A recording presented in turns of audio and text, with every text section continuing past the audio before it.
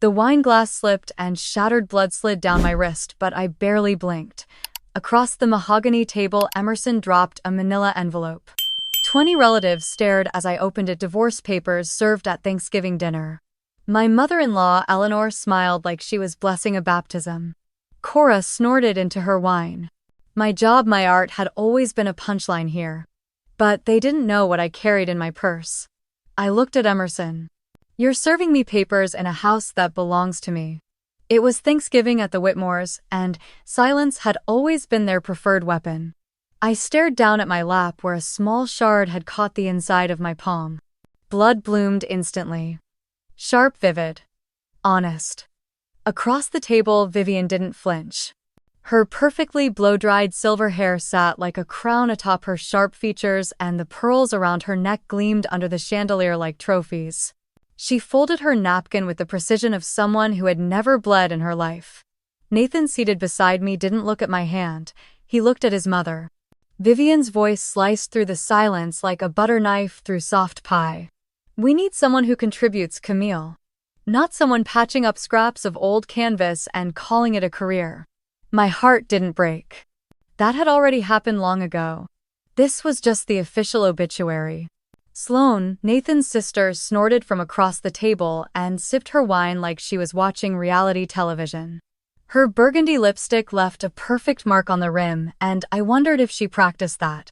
I set my cloth napkin over my bleeding hand and looked at Nathan. Not at his eyes, at his hands. One of them was resting on a sleek black folder square and far too deliberate for any holiday dinner.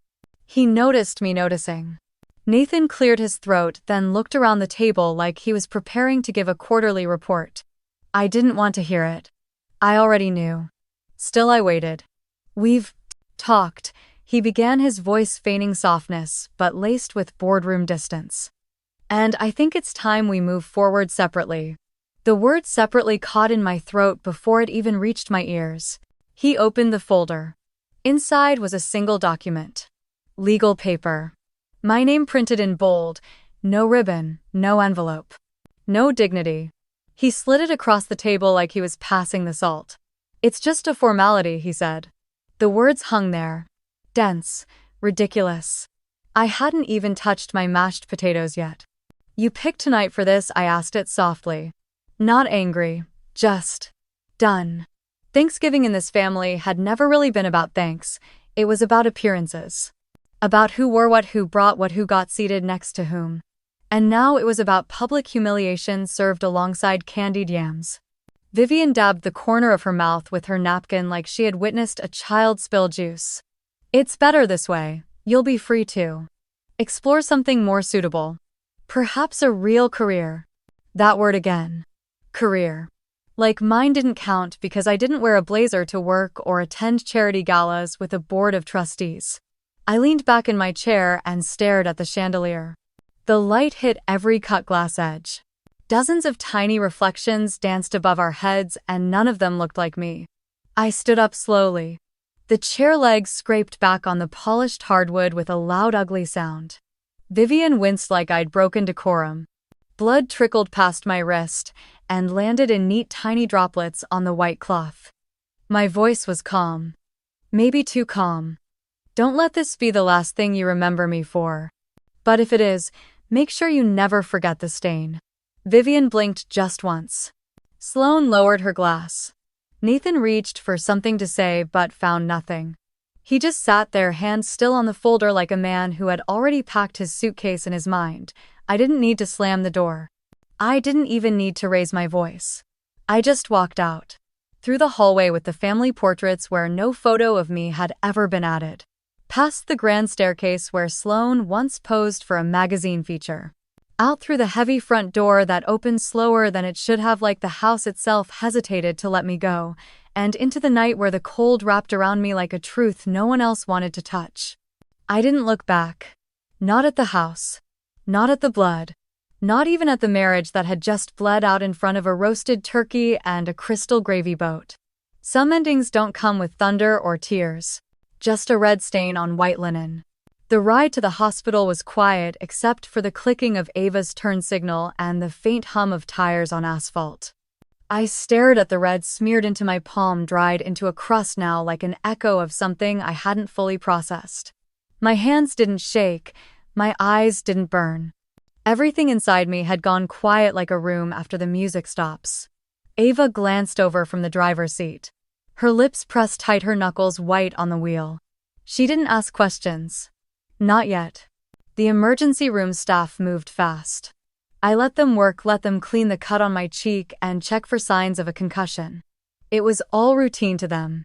Just another woman in a nice coat with a split lip. No one asked what happened. They didn't need to. By the time we walked back out into the pale gray light of early morning, I felt a kind of hollow relief. Not because I was okay, but because I was finally done pretending. Ava leaned against her car, arms folded, watching me. "You ready to tell me what's going on?" she asked, not unkindly. I reached into my bag and pulled out a folder. It was thick, a little worn at the edges. I handed it to her. She opened it slowly. Her eyes scanned the first page. Then the second. Then her whole posture changed. "Is this what I think it is?" she said, flipping through the documents. "The transfer of Monroe Villa." "Nathan signed this." I nodded. "He did. 2 years ago. We needed a paper trail for that ridiculous art loss deduction he used to write off gallery expenses. He thought it was clever." "You're telling me he signed over your entire family's beach estate to you just to write off a bad quarter in his luxury real estate company? He thought the gallery would fold. That it wasn't a real business." Ava's laugh was sharp. "Well, looks like your husband made a legal noose and handed it to you himself." I had forgotten how good it felt to see her eyes light up like that. Like fire behind glass. I almost tore it up once I said quietly. "Right after he made partner. I thought keeping it would mean I didn't believe in us." "Cam," Ava said, "don't ever doubt your instincts again." I looked out toward the horizon. Seattle's skyline in the distance was blurred by mist and the gray light of dawn. I remembered the night I'd printed those documents. Nathan had just gotten back from a conference in Toronto. He'd brought me some overpriced chocolate and asked how the gallery's new exhibit was going. He didn't ask about the artist or the reviews. Just whether the books looked good in case his accountant asked. I knew then. But I still held on.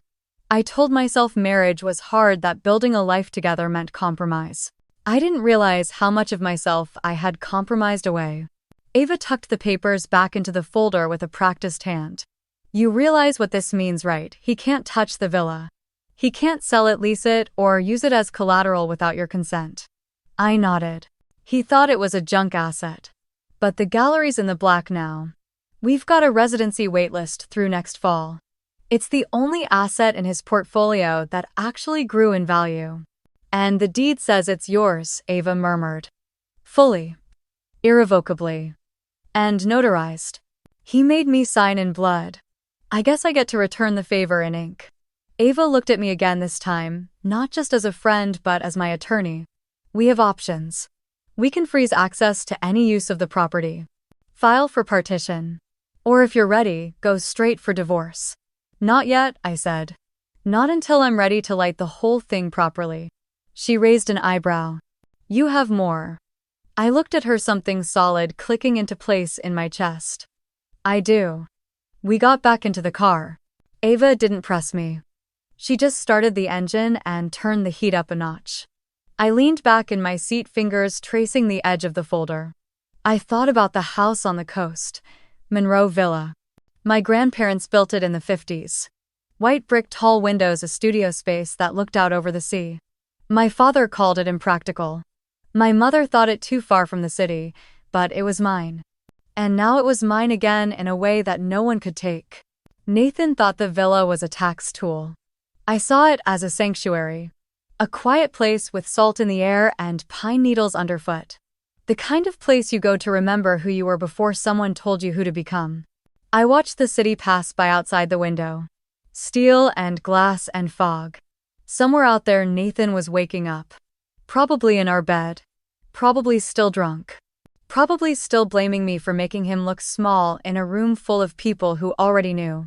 He would come looking soon, not because he cared, but because he didn't like the optics of being left.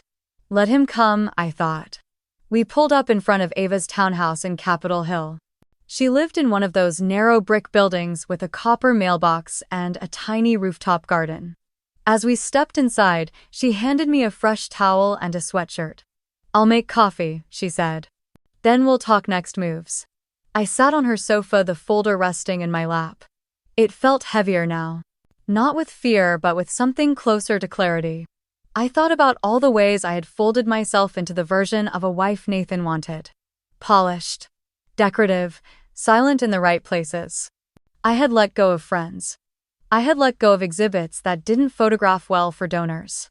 I had let go of gallery openings that ran late because he wanted dinner at 8 sharp. But now I was done letting go. When Ava brought me the coffee, I looked up at her and said, "It's not just the villa. I need to show you the accounts. The ones I kept separate. The real numbers." She sat down slowly. "I think I'm going to enjoy this," she said. I took a breath. So will I. The air inside my old studio still smelled faintly of linseed oil and thyme. Dust danced in the morning light pouring through the cracked skylight as Ava stepped carefully across the wooden floorboards. Her heels echoed sharp and curious. She ran her fingers across the edge of the work table where I used to grind pigments and stretch canvases on cold winter mornings. Nothing had changed since I left. Not the drop cloths folded on the chair, not the boxes of brushes with their worn handles, not even the notes I taped to the wall. This was where I had spent 5 years of my life becoming invisible. Ava turned to me, her voice soft with disbelief. "You really lived here." "Lived, worked, healed, disappeared." I shrugged. It was quiet. No one came looking. The rent was cheap. The landlord liked to be paid in cash and silence. She tilted her head, studying me like I was a painting she hadn't finished reading yet. There were 3 easels still standing near the back wall. One of them held a half-finished piece I hadn't touched in years. The colors had faded, but the structure remained: a woman seated in profile, faceless, holding a match. "Did you ever sell anything?" she asked. I nodded. "Mostly restorations. A few originals. Private collectors, some interior designers. I kept it all under a pseudonym. No one knew it was me." Camille Prescott was off the grid. Ava walked to the computer desk in the corner and powered up the monitor. It still worked. I had forgotten how the fan made that soft whining sound when it booted up. On the screen, my old website flickered into life. I hadn't touched it in months, but the gallery tabs were still live. I watched her scroll through pages of high-resolution images, clients' testimonials, and before and after shots of restored paintings. "You could have built a name," she said. I did. Just not mine. The front door creaked open and Miguel stepped in, shaking off his coat and dusting the rain from his shoulders. He looked older than I remembered, more gray in his beard, but the same intensity in his eyes. "You never told me she was coming back," he said with a nod to Ava. "She didn't tell me either," I said. He walked straight to the painting on the easel and stared at it in silence. I had painted it after my father's funeral, when I still thought grief was a temporary state. "You always leave them unfinished when they matter most," Miguel said, then turned to me. "That was your tell." I smiled despite myself. I missed his bluntness. His ability to look at my work and see me. He had been the only one who didn't ask questions when I disappeared. Just brought me supplies and reminded me to eat. "You still thinking about selling this place?" he asked. I looked around. The peeling paint, the leaky window, the radiator that hadn't worked since 2019. It had been my cocoon. But it wasn't home. "I don't know," I said. "There's still work to do here." "Then don't sell it. Transform it." "You remember the Harper Gallery? The one your grandmother ran before she got sick?" I nodded. "Why not bring it back?" He spread his arms wide. "You've got the name. You've got the talent. You've got people waiting to see what you've been hiding." Ava looked at me, her eyes lighting up. "That's actually not a bad idea." I swallowed, the knot rising in my throat. The Harper name. It still burned. Still carried weight I wasn't sure I wanted. I turned back to the screen where the inbox icon blinked faintly. "You still check your email?" Ava asked. "Only the Harper account. The old one. I haven't touched my real one since I left." She clicked it open before I could stop her. Pages of unread messages flooded the screen. Gallery inquiries, commission requests, a few charity invitations. But one stood out. The Sender Bellevue Museum of Contemporary Art. The subject line read, "Final confirmation for featured artist spotlight, Camille Prescott." My heart stopped. The email was dated 4 months ago. I clicked it open. It was short, polite, and devastating. Dear Camille, we regret to inform you that due to a change in your availability as communicated by your authorized representative, we will be withdrawing our invitation for the Fall Spotlight exhibition. We thank you for your time and wish you the best. Authorized representative. I scrolled down. Attached was a short email chain. The response came from Vivian Harper. On a private Gmail account I hadn't used since undergrad. She had written, "Camille is currently on sabbatical overseas and is not accepting any public appearances or exhibitions at this time. Please consider her future opportunities on a case-by-case basis." No signature. No explanation, just a clean erasure. I couldn't breathe. I stared at the screen as if it might morph into something else. Something I could fight. She canceled it, I said, barely audible. Miguel swore under his breath. Ava stepped back from the desk. Why would she do that? I didn't answer. Because I knew. Because if I had been featured in that exhibition, if my name had gone public again, if Bellevue had announced Camille Prescott's return, she would have lost control of the narrative. Of the estate, of the family name, of the Harper legacy. She had buried me quietly, and this would have been the resurrection. Miguel looked at me, his voice low. Maybe it's time people knew what really happened. I didn't respond. I just stared at the painting on the easel. The faceless woman. The match still poised between her fingers. What happens when you finally strike it? I didn't know. But maybe it was time to find out. I picked a corner table by the window at Roseland Cafe where the sun poured in like golden syrup and the smell of burnt espresso beans lingered in the air. My black coat was still damp from the morning rain, and I kept it on, letting the collar shield half my face. Nathan walked in 5 minutes late, crisp and smug in his usual way, like nothing had exploded between us. He wore the navy jacket I bought him for his first gallery opening, the one he swore made him feel invincible. I wondered if it still did. He spotted me, hesitated, then came over, pulling the chair out with too much force. I didn't look up until he sat. "You didn't have to drag me out in public like this," he said under his breath. "If you wanted to talk, you could have called." I stirred my coffee, watching the foam collapse. "You told your lawyer to push the paperwork through last week." I assumed we were past polite calls. Nathan sighed, rubbed his eyes, and leaned closer. "Camille, look. I know you're upset, but can we just not make this uglier than it has to be?" I finally looked at him. His pupils were too dilated, not from fear, from arrogance. He still thought he could control the narrative. "That depends. How ugly is it already?" He froze. I pulled a small folder from my bag and slid it across the table. He stared at it like it might bite. "What is that?" "Open it." He hesitated, then flipped it open. The first page bore the letterhead of the Internal Revenue Service. Below that, a statement about preliminary findings regarding Harper Capital's use of Gallery Z to misrepresent operational losses. Page 2 had a list of questionable wire transfers, including one sent to an offshore account in Belize signed by none other than yours truly. My name.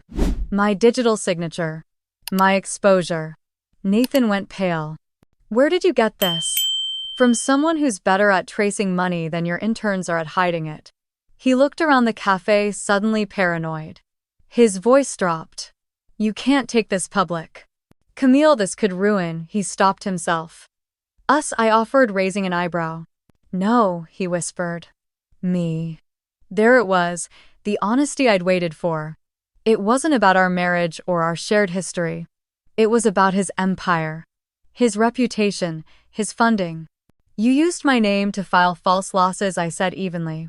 "You made me a legal partner so you could claim my salary as an expense and funnel money through me. And then, after all that, you handed me divorce papers like I was just another failed investment." Nathan looked cornered. Not like a man in love. Like a man in litigation. "I didn't mean for it to get that far." It started as a tax strategy and then you got greedy. He opened his mouth to argue but closed it. His hands trembled slightly as he pushed the folder back toward me. What do you want, Camille? Name it. You want the house in Bridgehampton. The cars, I can even keep this out of the media if I leaned in. I want my name off every document you forged. I want my shares transferred back in full, not diluted through shell companies. And I want you to testify under oath that I had no part in Harper Capital's fraudulent filings. His jaw clenched. And if I don't, I sat back calm and measured. Then I hand this folder to the IRS directly. And when they ask why I waited, I'll show them the divorce papers you served me like a coward. You used me, Nathan. But I'm done being useful to you. He sat in silence. The sun caught the edge of his cufflink and sent a tiny flash of light across the table. For the first time in years, I wasn't the one blinking back tears. You'll ruin both of us, he said quietly. I'll ruin you. I'll rebuild. He looked up, eyes narrowing. There was something cruel behind the fear now. This isn't over, Camille. I finished my coffee, stood and picked up the folder. I know. That's what scares you. Outside, the clouds had started to part, sunlight bouncing off the wet pavement. I walked back to my car with slow, deliberate steps. My reflection followed me in the shop windows, black coat, red lipstick, folder in hand. Behind me, the world Nathan built was starting to shift. And I was ready to take it apart, one truth at a time. I didn't need to make an announcement. I didn't need to scream. I just needed to move with precision. And that started with the dinner table. Thanksgiving was supposed to be a celebration. But in the Parker household, it had always been more like a stage one where performance mattered more than honesty and silence was mistaken for grace. Nathan's mother, Lorraine, sat at the head of the table in a silk cranberry blouse, her diamonds winking in the candlelight. Across from her, Nathan's father, Gregory, poured himself another glass of Pinot, already on his third refill. Their friends were gathered, old business partners, country club connections, a few extended relatives who were more concerned with real estate values than recipes. And me, the outlier, the one who never quite fit the curated aesthetic of their family. I wore a simple navy dress. No designer label, no borrowed diamonds, just me. Lorraine clinked her glass gently. Well, before we carve into this beautiful turkey, I think it's only fair to acknowledge what a year it's been for our Nathan, she said, smiling with that too smooth expression. The firm expanded, didn't it? And you secured that contract with Egerton Aerospace. There was polite applause. Nathan smiled modestly. I watched his hand rest lightly on the table right above the spot where the manila folder now sat, tucked beneath a linen napkin. And of course, Lorraine continued, we're grateful for family. Some of us choose unconventional paths. Her eyes flicked toward me, but every family has its eccentrics. I felt the ripple of a few restrained chuckles. Nathan didn't look at me. He never did in these moments. I picked up my wine glass, swirling it slowly. I suppose unconventional is a more generous word than useless, I said softly. The room stilled. Excuse me, Lorraine raised an eyebrow. I'm just remembering what Gregory said last week, I replied, still smiling. When I mentioned a project I was curating. Something about art degrees being cute until someone has to pay rent. Gregory shifted in his seat, his cheeks blooming pink. Oh, darling, you misunderstood. I didn't, I said, and placed my glass down. Nathan cleared his throat. Let's just enjoy dinner. I'd love to, I replied. But first, I think we should all be honest, since that's apparently what Thanksgiving is for in this house. I reached under my napkin and slid the manila folder onto the table. What is that? Lorraine asked. It's what I've been working on for the past year, I said. While you thought I was painting abstracts in some loft, I was building something. I opened the folder and passed out copies one by one. Printed mock-ups. Branding decks. Purchase orders. Articles. A gallery, Gregory blinked. Not just a gallery. A platform. A cooperative for underrepresented artists funded by international grants and private donors. Last month we signed a partnership with the State Cultural Board. This is the press release. We go public in January. The silence was longer this time. Lorraine's smile vanished. Nathan's face stiffened. I didn't know, he said. You didn't ask, I replied. I thought you were consulting for that gallery in Brooklyn, he muttered. I was, until I bought it. That landed hard. Even the clinking of silverware had stopped. Lorraine leaned forward. You kept this from your husband, I looked directly at her. Nathan and I haven't been partners in a long time. He just didn't notice. Nathan stood abruptly, knocking his chair back a few inches. So this is your little performance, he snapped. At Thanksgiving, you want applause for doing. What? Starting some non-profit art-side project? I stood too calm. This isn't a performance, it's a counterbalance to the story you've been telling about me for years. Gregory muttered something under his breath. Lorraine looked like she'd swallowed a lemon. And then Nathan reached into his blazer pocket and pulled out an envelope. I knew before he spoke. He slapped it onto the table. You want a story? Fine, here's the ending. We're done. Divorce papers. Lorraine looked triumphant. Gregory looked mildly inconvenienced. And Nathan. He looked relieved. I didn't flinch. I didn't cry. I simply picked up the envelope and opened it. I flipped through the pages. It was all in order. The filing, the notary stamps, the pre-drafted asset division, which conveniently ignored anything that had my name on it. I looked up at him. I already filed, I said. He blinked. What I filed 2 days ago. With full documentation of your extramarital account withdrawals, your real estate funneling through your cousin's LLC, and your use of my social media accounts to redirect gallery funds to your firm. He went pale. I placed a small flash drive on the table beside the turkey platter. That's for your lawyer. If he's as good as you say, he'll know how to read the metadata. Nobody said a word. I sat down. Picked up my wine glass again. Now we can eat. Lorraine sputtered. You think you can just sit here after humiliating this family? This family humiliated itself, I said. I just stopped covering for it. Nathan didn't sit back down. He stood frozen, his eyes scanning the table like it had betrayed him. Gregory finally grumbled. Someone passed the damn cranberry sauce. It was a bizarre end to a performance none of them realized I had choreographed. But for the first time in years, I tasted the wine, and it was sweet. By the second morning, the gallery smelled like paint and plaster instead of mildew and memory. Miguel showed up right on time with his sleeves rolled and a clipboard in hand, ready to turn the dusty skeleton of my father's legacy into something new. I watched him take stock of each cracked window, each warped frame, and every careless nail left hanging from the past. Then he said there was someone I should meet. She stepped into the space with paint-splattered jeans and a backpack slung low on one shoulder. Her name was Lena, a junior at a nearby art school, or she would have been if her parents hadn't yanked her out to enroll her in finance. Her eyes moved like mine had when I was her age, part curiosity, part fear that someone would call her an imposter.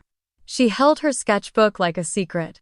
Miguel said she needed an internship to graduate. I asked her why she still drew, even after being forced out. She shrugged and said it was the only way she could breathe. I offered her a place here. Not a job, not a title. Just a corner to work in and the freedom to speak with her hands. She said yes before I finished the sentence. The days took on a rhythm I hadn't known I missed. The sun pooled through the newly cleaned windows, catching the flakes of dust still dancing in the air. We stripped old canvases and built new walls. Lena painted backgrounds for forgotten frames while humming songs I didn't know, and I traced outlines of long-lost pieces from my father's archives. In those quiet hours, she started to ask me things: how I knew I was an artist, what kept me going, whether I ever regretted walking away from everything. I told her I didn't walk. I was pushed. But staying away, that had been mine. One afternoon, while I was upstairs cataloging a shipment of reclaimed fixtures, Ava stormed in with a folder clutched in her hand. Her heels echoed on the tile floor as she crossed the gallery without waiting for an invitation. You need to see this, she said, thrusting the papers toward me. It was a contract. A vendor invoice tied to the original build-out of our Seattle headquarters. But the signature at the bottom was mine. Or rather, it looked like mine. The problem was I had never seen the document before. Nathan signed it, she said, faked your name. He submitted it as part of our expense reconciliation package last quarter. The air turned sharp. For years, I had blamed myself for walking away too silently. Now I saw they'd counted on it. I called Ethan. He arrived that evening, his jacket still damp from the rain, his expression carved from stone. He laid out the pages across the gallery floor, careful, methodical. Ava poured coffee. Lena stayed in the back, pretending not to listen. Forgery, Ethan said. Fraud. And if this ties to the other files you've been digging through, Ava, we're looking at coordinated financial misrepresentation. I nodded, my pulse quiet in my ears. There was no need for anger anymore. Just clarity. They think this gallery is a vanity project, Ava said. But it's a vault. There's enough documentation here to trace every dollar they've siphoned using your name. Ethan tapped one sheet with his pen. This line item, this is what tips it. You were out of the company when this went through. There's no way they can claim internal approval. Not without admitting to a lie. I stared down at my forged signature. My own name twisted and hollowed out. Do we leak it? Ava asked. Number. I stood slowly, looked around the space, half renovated, half ruined. The wall where my father's old gallery plaque had once hung was now blank. A canvas waiting for something honest. We don't need to shout, I said. They'll hear it just fine when the court summons arrives. Ethan gave a dry laugh. You've changed. Maybe. Or maybe I'd just come back to the person I'd been before the noise. When they weaponize your silence, you learn to make it precise. Not rage, not noise, not spectacle. Just a slow, steady return. Later that night, after Ethan and Ava left, Lena approached me with hesitant steps. You don't look scared, she said. I'm not, but they stole from you. Yes. And they left fingerprints on everything. She looked down at her paint-streaked hands. I used to think fighting meant screaming until someone listened. Sometimes it does, I said. But sometimes it means waiting until they hang themselves with the rope they gave you. She nodded, then paused. Do you ever miss them? I didn't answer right away. I crossed the room, turned off the lights one by one, until only the soft glow from the hallway lamp remained. I missed the version of them I thought was real. We stood in silence, both of us surrounded by the smell of turpentine and beginnings. Outside, the rain had stopped. The street was quiet. And inside the gallery, something was taking shape. Something steady. Something mine. I had just finished setting up the final light installation when the front bell chimed. At first, I assumed it was the courier dropping off a delayed shipment of wine glasses for the gallery's soft opening, but the silence that followed made my stomach twist. I wiped my hands on the back of my jeans, walked to the door, and opened it to find Sloan on my stoop holding a battered duffel bag that looked nothing like her usual aesthetic. She was still in designer clothes, but her hair was undone and her eyeliner smudged. Her nails, usually pristine, were chipped at the edges. She didn't speak right away. She just looked past me into the hallway like she was still deciding whether she could actually do this. I stepped aside without saying a word. Sloan crossed the threshold, the scent of her perfume trailing in with her, though faded now, like it had been sprayed yesterday. She dropped the bag by the bench and turned to face me, arms crossed. I waited. Finally, she said it, I'm not here to apologize. I nodded once. That's fine, I didn't ask you to. She hesitated. Nathan cut me off. Said if I didn't make a statement backing him, he'd make sure no one in his circle lifted a finger for me again. Mom and Dad won't answer my calls. My card got declined at the grocery store. So. I raised an eyebrow. So this is survival. She bristled but didn't argue. I pointed to the back hallway, the guest room's clean. You'll help in the archive room during the day. No interference. No theatrics. You're not here to relive your fall from grace. Her mouth tightened, but she gave a curt nod. Understood. I didn't hug her. I didn't ask how she'd been sleeping or if she'd eaten. I didn't tell her she looked exhausted or that I recognized the desperation she'd tried so hard to mask. Instead, I said I once had nowhere to go. So I won't leave you outside. She blinked. And for a moment her eyes softened. But she turned away too quickly for me to read anything more. That night I watched her through the glass wall that separated the hallway from the archive room. She sat curled on the edge of the guest bed, still in her blouse and heels, scrolling through her phone like she was waiting for someone to call her back into the world she used to own. They weren't going to. The next morning she came down before I did. I found her in the archive, hair tied up with a paint-stained bandana I'd left on a hook, sorting through stacks of wrapped canvases and labeling boxes with the precision of someone who had something to prove. She didn't ask what each painting meant. She didn't offer opinions. She didn't mention Dad or the press or Nathan or Malibu. She worked in silence, shoulders squared, lips pressed in a thin line. It felt like a truce carved out of exhaustion. By the end of the week, the gallery was almost ready. I sent out invitations to every collector who had once called my work promising before quietly stepping back when my name stopped carrying weight. Among them was Roger Ellison, the curator, who once told me he didn't think my vision was clear enough to sustain an exhibit. I sent him the invitation last. No caption. No explanation. Just the time and date and address of a gallery that had been scraped together from reclaimed wood and what was left of my inheritance. I didn't expect a reply. That evening I found Sloan in the kitchen, barefoot, drinking tea out of a chipped mug that had survived 2 moves and a basement flood. She didn't look up as she said, "You're really going to do this?" I leaned on the counter. "I already am." She glanced over, her expression unreadable. "You don't want champagne? Or a DJ? Or Dad's wine guy from Napa? Number. No speeches. Nope. No handshakes with old money. Not even a nod." She took a slow sip and set the mug down. "You're not building this to prove them wrong, are you?" I turned to rinse a brush at the sink, letting the water run hot over the bristles. "Number. I'm building it so I don't have to think about them at all." When I looked back, she was watching me. Not with pity, not with envy. With something quieter. Maybe even respect. The night before the opening, I walked through the gallery alone, barefoot on the polished floors, checking the lighting, the scent of fresh paint still lingering in the corners. Each frame was hung with exact spacing, each title card typed in the same font, no hierarchy of fame or price. This was not a space for posturing. There would be no champagne, no red carpet, no branded ice sculptures. Only the work. Only what survived. The final painting in the collection was one I'd started in the cabin. The one I couldn't finish until I let go of the idea that it needed to impress anyone. A woman standing in a river, her back turned, her hands empty. Around her, the water shimmered with light. The title card read, "No apologies." I stood there a long time before turning off the lights. Upstairs, I passed by Sloan's door. It was cracked open just slightly. I paused, then knocked twice. She opened it, hair damp from the shower, a book in her hand. I said, "Doors open at 5. You don't have to come down if you don't want to." She looked at me a long moment. "I'll be there, all right." I started to turn away, but she added softly, "Camille. Yeah, thanks for not asking me to explain." I gave a small nod. Some stories don't need retelling. Just reshaping. She didn't reply.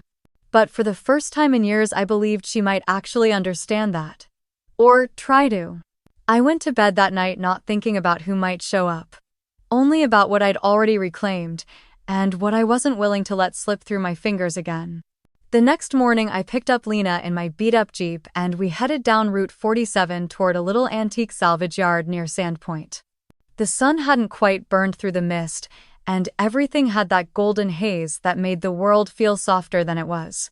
Lena sat quietly, at first clutching her notebook and sketching something absent-mindedly while the pine trees zipped by outside. We'd hardly pulled into the gravel lot when she finally asked what had been sitting on her tongue since I told her about the gallery plans. "Why didn't you just sue them?" Her voice was gentle, but it landed sharp. I shut off the engine and leaned back in my seat for a second, watching a crow hop across a rusted trailer bed nearby. "Because I didn't want a courtroom win," I said. "I didn't want to prove I was right through arguments and affidavits. I wanted them to see what they broke.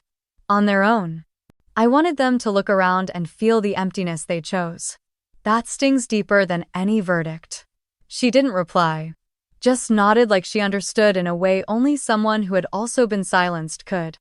The salvage yard was a mess of twisted iron, discarded wood, and things no one else wanted.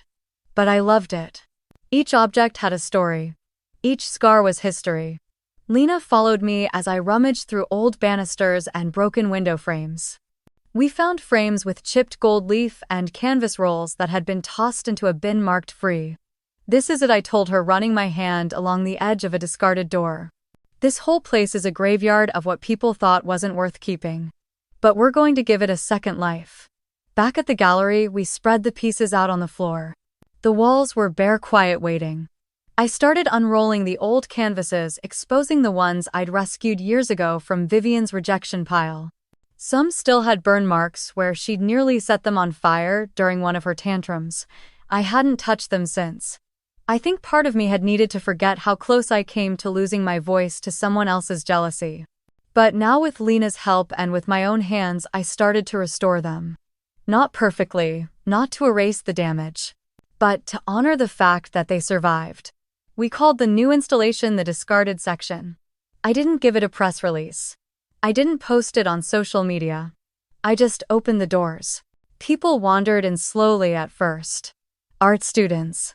Retirees with time. Then a journalist from the Portland Chronicle came by, notepad tucked into her oversized coat. I didn't tell her much, but she stayed an hour just watching me work on a piece called Hollow Sky. One Vivian had mocked as aimless melancholy. She must have written something afterward, because a few days later a post appeared on a widely read art blog. Gallery of Redemption or Petty Revenge. The title alone made my stomach twist. The piece didn't use my name, but it mentioned the sudden reopening of a once-closed gallery now curated by an unnamed former partner with a flair for damaged work and poetic justice. Lena read it aloud to me in the studio. "You gonna respond?" she asked, glancing over her glasses. "Number," I said, wiping dust from my hands. "Let them wonder." I could have corrected the narrative. I could have explained that this wasn't about vengeance. It wasn't even about Vivian anymore. This was about giving voice to the parts of me they tried to silence. About making space for the imperfect, the abandoned, the too much, too soft, too loud parts they'd thrown out. And besides, I'd already said what I needed to say. On the walls. In the colors and brushstrokes they never bothered to understand. Later that week, I caught a glimpse of Vivian's new boutique launch in Manhattan on a glossy magazine page someone left in the coffee shop across the street. She was smiling stiffly in a pastel suit, cutting a ribbon next to some socialite whose name I didn't recognize. But there was a weariness behind her eyes. Or maybe I just imagined it. What I didn't imagine was the way people started talking. Quietly in corners of galleries and under Instagram posts. About ethics. About authorship. About how many women's voices had been buried under someone else's name. I didn't need to add mine to the debate.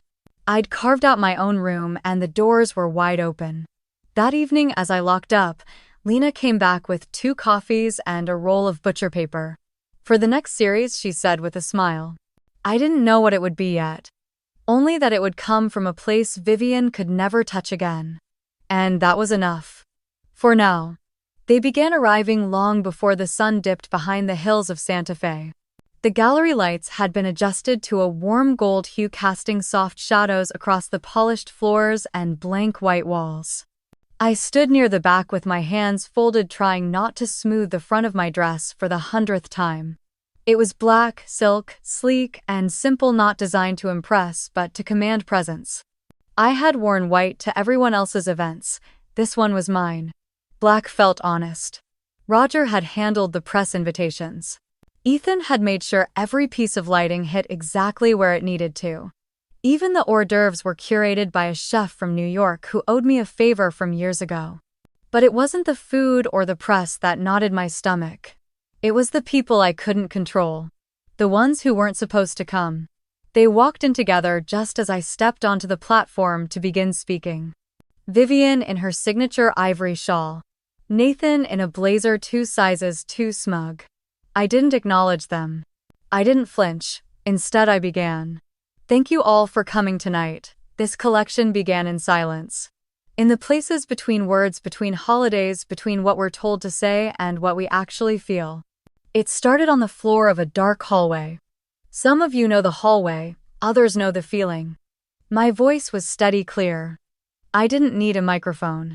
The room leaned in. This isn't about revenge. It's about reflection. It's not about being invited to the table. It's about building your own and deciding who gets to sit. Vivian shifted, her arms crossed. Nathan leaned toward her and whispered something. I kept my eyes ahead. The piece you're about to see is called Thanksgiving Grace. It's a triptych, but not in the traditional sense. It's not religious, unless you consider honesty a form of worship. There was a pause, and in that breath, Vivian made her move. She stepped forward, her heels clicking too sharply across the gallery floor. I think we've heard enough for one evening. Some heads turned. A few gasps. Roger took one step in her direction, but I lifted my hand slightly. I didn't look at her, I just kept going. I was taught that to be accepted, I had to shrink. Smile politely. Dress like my sister. Date like my sister. Speak like someone who didn't paint with blood. But I learned eventually that I didn't need acceptance. I turned then. Met Vivian's eyes. I needed recognition, and with that the curtain dropped. 3 panels. Left the shattered china from our last family dinner. White porcelain splintered into jagged shards, some edges stained red. In the background, the outline of a woman on her knees. You couldn't see her face, but you could see her hands holding the broken pieces together. Center, a hallway. Dimly lit. The same one from our house in Montclair. But this time light streamed in from a cracked door at the far end. And between the viewer and the door, a figure walked away, dress trailing behind, steady and upright. Right, the same dinner table from the first panel. Reassembled. The plates mismatched, a single chair empty. But in the center, instead of food or a centerpiece, was a glowing line of gold painted in such delicate strokes it seemed to pulse. The room fell into a hush, then the applause began. At first tentative, then rising, sweeping across the gallery until even the walls seemed to echo it back. I didn't look at Vivian again. I didn't need to. She stood, frozen lips parted, as if searching for the words that had always come so easily to her. But none arrived. Nathan touched her elbow. She didn't move. Ethan appeared at my side, his hand brushing mine, not needing to say anything. His presence said enough. A woman from the Denver Art Museum asked for a private viewing next week. A journalist from the Chicago Tribune slipped me her card. Roger looked like he might cry. I nodded, smiled, thanked them all. But my eyes kept drifting back to the triptych. To the space between the panels. To the silence I had finally filled with something of my own making. An hour later, as the last of the guests began to leave, I caught a glimpse of Vivian again. She was standing alone by the punch table, her eyes fixed on the center panel. Nathan was nowhere in sight. She didn't approach me. She didn't speak. But for the first time in years, she didn't look past me either. She looked at me. At all of it. And this time she had nothing to say. She returned the next morning. Not with tears or apologies. Just silence and something wrapped in old linen. I was sorting through a delivery of canvas rolls in the back of the gallery when I heard the soft knock. When I opened the door, Vivian stood there, her eyes red but dry, holding what looked like a painting. I didn't invite her in. I waited. She slowly unwrapped the bundle, revealing a cracked and weather-warped portrait. It was their wedding painting. Hers and Douglas's. Done decades ago by some local artist back when the colors still spoke of love. Now it was faded, peeling along the edges, a streak of mildew running across the lower left corner like a tear. The frame was warped, the varnish cracked. She held it out. I didn't touch it. For a long time, neither of us said anything. Then, almost too softly to hear, she said, I'd like to have it restored. Please. I looked down at the painting again. At the man who had once called me daughter and the woman who had looked through me as if I were the wrong shape in her perfect puzzle. And, for a moment, I felt nothing. Not anger. Not warmth. Just stillness. I reached for the painting, careful not to graze her fingers. All right. But there's a condition. She looked up. You'll assist in the back office here. 3 months. No title, no special treatment. Inventory cleaning, handling frames, errands. The work behind the walls. She blinked, surprised. Her lip trembled just a little. You want me to be staff number? I want you to witness what it takes to preserve something worth keeping. That includes knowing how it falls apart. She swallowed. Her voice came out small. Okay. I stepped back, letting the door open wide enough for her to enter. She hesitated, then followed me inside. That morning, I cleared a space in the restoration room, unwrapped the painting fully, and documented every inch of its damage. The canvas had blistered in spots, probably from years stored in an attic or damp basement. A spider had spun a small web along the back of the frame. Vivian stood nearby, watching, arms crossed as if trying to hold herself in. There were no lectures. No lessons. I handed her gloves and a soft cloth. Dust it. Carefully. She nodded, wordless, and got to work. Each day after she arrived, just before the gallery opened. Sometimes in slacks and low heels, other times in jeans and a cardigan that looked older than me. She swept the floors. Sorted frame samples, packed shipments. She never complained. Not once. But her hands, once manicured and idle, grew raw from the handling of wood, glass, cardboard. I didn't praise her. I didn't scold her. I simply let her do the work. And in the evenings when the gallery was quiet and the lights low, I'd return to the painting. Layer by layer, I cleaned it. I removed the varnish. Retouched the chipped sky. Reconstructed the worn lace of her veil with delicate brushstrokes so fine they nearly disappeared under the restoration lamp. I replaced the backing, restretched the canvas, and began to rebuild the frame from scratch. She would sometimes peek in and watch, never asking questions. One afternoon, after a particularly long session of sorting archival prints, Vivian stood at the edge of the room as I smoothed down a corner of gold leaf onto the frame. "Did you ever love any of it?" she asked. "The family. The years." I didn't look up. I loved what I thought it could be. She nodded slowly. "I didn't know you were in pain. You didn't ask." A pause. "Do you hate me?" I set the brush down. I looked at her. "Number. But I don't trust what you choose to remember." She looked down at her hands. "You remind me of Margaret sometimes," she whispered. "Your steadiness." She could go silent for a week and still hold the room like she owned it. She meant that as a compliment. But I didn't need it. 2 days later, the painting was finished. I didn't tell her. I just hung it in the gallery's private collection room, a space only staff or special clients ever entered. When she arrived, I handed her a key to the side door and gestured for her to follow me. We stood there in front of the painting side by side. The frame gleamed. The canvas glowed in ways it never had before. Not youthful. Not romanticized. Just preserved. "Seen," she whispered. "You made it beautiful again." I shook my head. "I didn't. I just took away the rot so you could see what survived." She reached up, almost touched the edge, then dropped her hand. "Thank you." I turned away. "Don't thank me. Just decide what you want to remember from here." And then I left her standing there alone with the portrait of a marriage she once paraded like a trophy.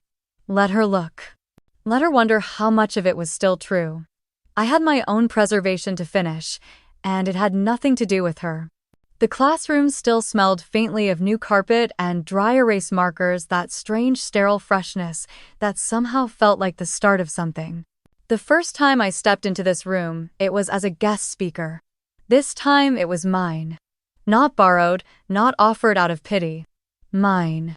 Lena was already there, arranging a stack of printed syllabi on each desk, her movements efficient and calm. She'd always had that teacher energy, even before she ever stepped foot in front of a chalkboard. She looked up when I entered, a small smile playing at the corners of her lips. "You ready for this?" she asked. I nodded, even though ready didn't quite capture what I felt. This wasn't nerves, it was clarity.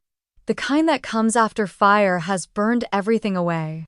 The students began to filter in, most of them a little older than the average undergrad, some fresh out of corporate chaos, others maybe just trying to restart. They were curious but guarded. I knew that look. I had worn it myself not too long ago. "Welcome to your first session of Advanced Crisis Ethics," I said once everyone was seated. "My name is Camille, and before we dive into protocols and policy breakdowns, I want to ask one thing. Why are you here?" A man in the third row raised his hand. "Because I made a mistake. I want to understand it better." Another voice from the back. "I saw what happened to a friend and realized I could have done more." A woman near the front looked straight at me. I don't ever want to be the reason someone doesn't speak up again. I nodded. That's enough for today. They laughed, and I smiled. We kept going. Midway through the break, I stepped outside for air. Ava was waiting near the benches with her phone in hand. The look on her face wasn't urgent, but it wasn't casual either. "You've got some closure news, don't you?" I asked. She handed me the phone already pulled up to a news release. Nathan Caldwell formally charged with 3 felony counts: securities fraud, wire fraud, and obstruction. Bail denied. I didn't flinch. Didn't feel the adrenaline or satisfaction or fear I might have expected months ago. Just something quieter. Completion. "He named you in nothing," Ava added. "Not once." "He didn't flip, you're clear." "Ethan said the freeze on any pending investigation tied to your name was lifted this morning. You're officially off the radar." "Thank you," I said. Not to her specifically, but to the moment. To all of it. Ava hesitated before speaking again. "He sent a message. To your old inbox. It got flagged and bounced to my archive. I don't want to see it." "You should," she said. "If only to know." Then she added, "He signed it Camille, not Cam." That alone made me curious enough to ask her to forward it. I waited until I got home to read it. Waited until Lena had gone to bed, the lights were off, and the house was quiet. It was long. It started with "I was wrong." It continued with "I got scared and I convinced myself that throwing you under the bus was survival, not betrayal." Then came the story about his father. About how legacy meant winning at any cost. About how he wasn't sure who he was without someone to impress. He wrote about the night I left. Said he'd stood in the parking lot until sunrise. That he thought I'd come back maybe just to scream at him. And when I didn't, something broke. He described the silence that followed like a slow avalanche. "I'm not writing to get you back. I know that's impossible. I'm writing because for the first time I understand what it meant to stand beside you. And I know I didn't." I read the entire thing, then I deleted it. No response, no forwarding, no printing to save. It wasn't mine to hold anymore. The next morning, Lena and I finally finished what we'd started 2 weeks earlier. The restoration project.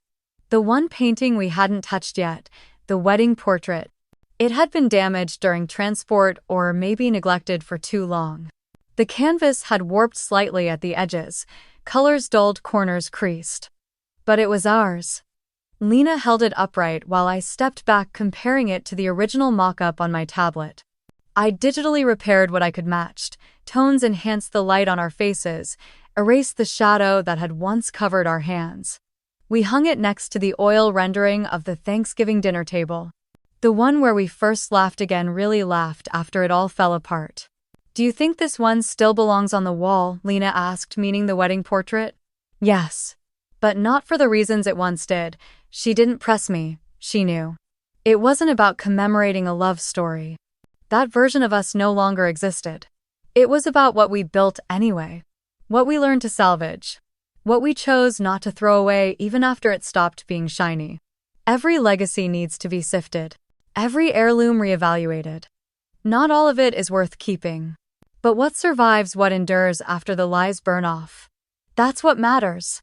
That afternoon we left the classroom empty, lights off, boards clean. Students would return next week. New lectures would begin. But for now, I walked past the glass case by the entrance that displayed rotating faculty artifacts and noticed something new. Someone had placed a photo of the old boardroom table from Whitestone Holdings on the bottom shelf, captioned, "Let the silence teach you something." I didn't ask who submitted it. I didn't need to. Some things when lost become warnings. Others when found become anchors. We had both. The first time I saw the Harper Gallery sign etched in steel and glass mounted above the renovated storefront in downtown Ashland, I cried. Not because I was overwhelmed, though I was. Not because of pride, though that lived in every fiber of my body that day. But because I saw my name for the first time in years, not just surviving but standing tall, unapologetically mine. 1 year had passed since the fire that wasn't flames but fallout. Since Vivian's boutique crumbled under the weight of public backlash and stolen designs, since the truth had finally sunk into the soil of our family, leaving behind what would grow next. A year since I took everything they said would never last and made it permanent. The gallery was quiet that morning. We hadn't opened yet. Just the soft buzz of the lighting overhead and the filtered sun stretching through the windows. I walked through the main exhibit hall with coffee in hand, nodding at the familiar hum of preparation. Lena was in the back adjusting a lighting panel. She'd grown into her role faster than I expected, part manager, part creative, and wholly indispensable. She called out without looking up. "You changed the lighting in Exhibit B again, didn't you?" I smiled into my cup. "Just a nudge. That Tiffany glass needs more warmth." She laughed. "You're impossible.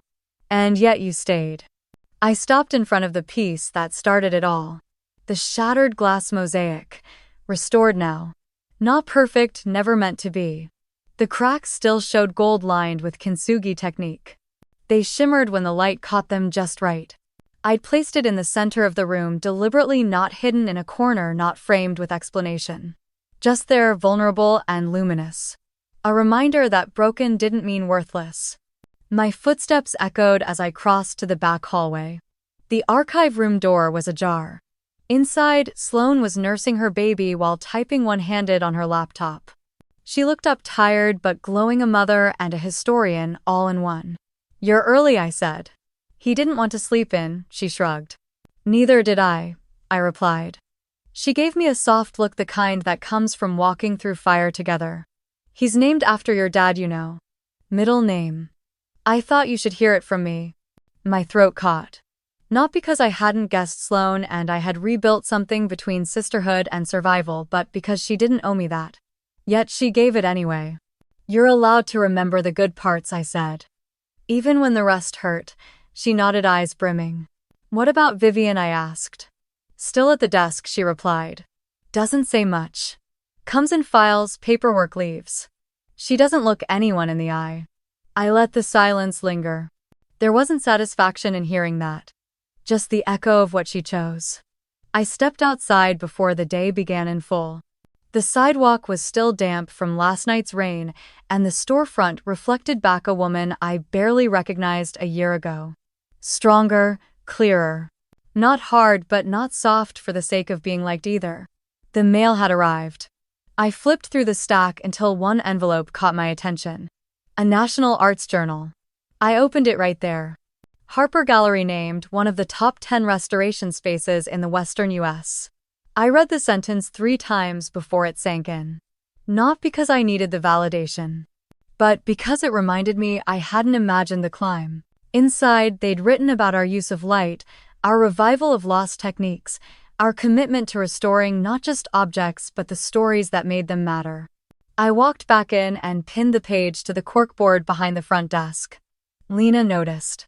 "Big moment, just a ripple," I said. "But a good one." By midday, the gallery buzzed with visitors. School groups, collectors, curious locals. An older woman stood staring at the mosaic. I approached quietly. "It's beautiful," she said. "But it looks like it was broken." "It was," I told her. "That's what makes it honest." She smiled, then asked, "Are you the artist? I'm the restorer." "There's a difference, sometimes. But not always."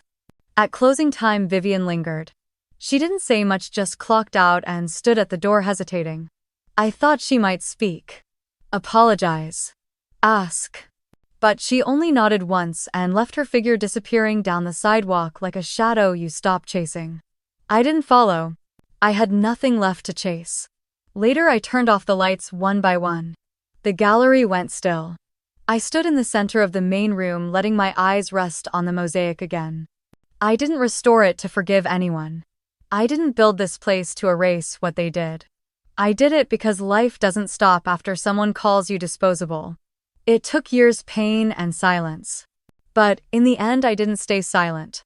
I didn't break down, I rebuilt. And I didn't do it to heal the past.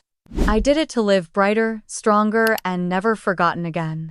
If you've ever been mocked for your passion, your work, or your voice, don't shrink. They might destroy what you love. But only you can decide whether it's worth bringing back to life. And if you do, make sure it shines.